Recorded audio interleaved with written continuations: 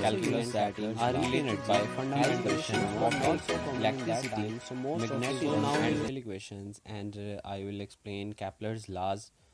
In this video I will try to explain something about differential equations, and I will explain Kepler's laws. It will be not as much as numerical, but we will keep it as simple as practical or theoretical. Actually, differential equations have been a major branch of pure and applied mathematics since mid 17th century. These were started by the working of Leibniz, Bernoulli's brothers, and many other great personalities of the history worked on that. Its applications are in geometric, mechanics, and isometrical problems. Generalization of isometrical problems lead to the calculus of variation. People like Euler, Bernoulli, Lagrange, and Laplace work on it. More types of equations and their solutions appeared, for example, Fourier analysis. Among new ones, Cauchy stand out, and he performed some brilliant work in that branch. Not only in classical mechanics, we also use that in heat energy, heat equation, optics, electricity, magnetism, and especially the impact of Maxwell equation is beautiful in that topic. Now, differential equations and integral calculus are related by fundamental theorem of calculus. So now we will explain what is differential equation. An equation involving derivatives of some given equation is known as differential equations. There are two types of differential equations: ordinary differential equations and partial differential equations. But that is not our topic. If you want to learn about that, give me your suggestions in comment sections and I will provide you about that. Now let us move to our next topic, which is Kepler's working and Kepler's laws.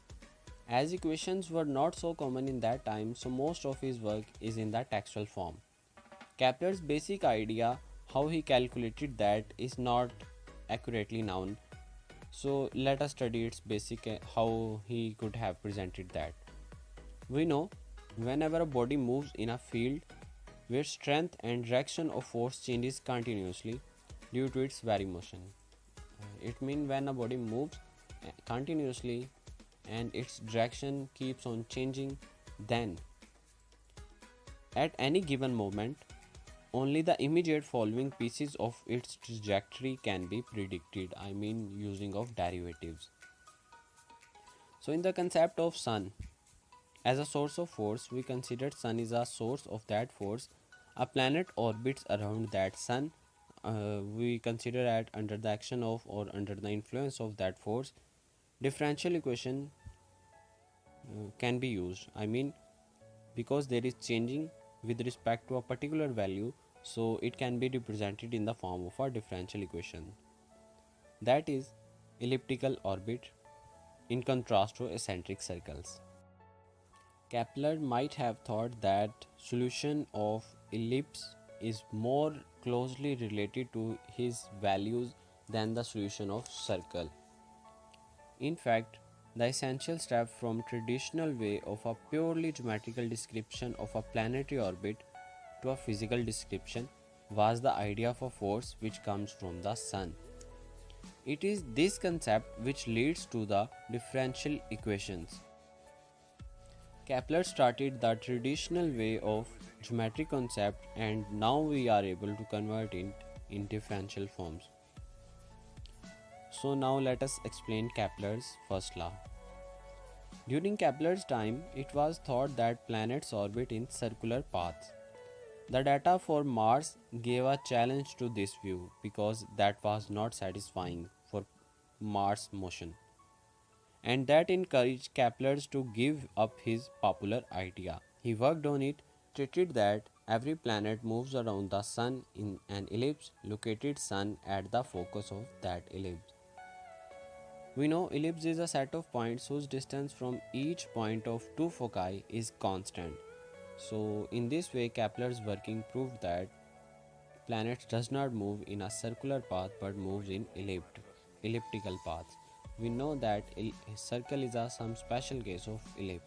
We know that in some days of year, timing of day is greater than the night. or some other days timing of day is lesser than the night. This could be explained by using Kepler's second law, which states that a line joining sun and planet sweeps out an equal area in equal interval of time, and this is called Kepler's law of areas. Its form is given. So we can imagine that a planet near to the sun completes its circle in short time, and planet away from the sun completes its circle and takes a lot time. Because they give an equal area, so we know that further apart its angle will be less for area equal, and near its angle will be greater, circular angle. So this leads us to the Kepler's third law.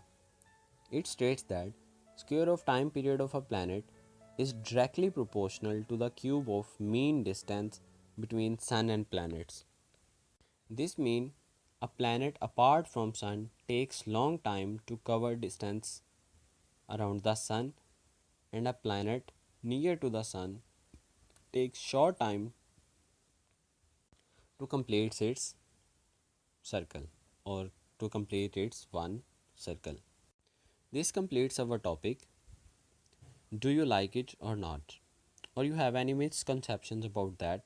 You can ask me in comment box, or if I should explain first line more detail or in numerical form, you can also suggest me that.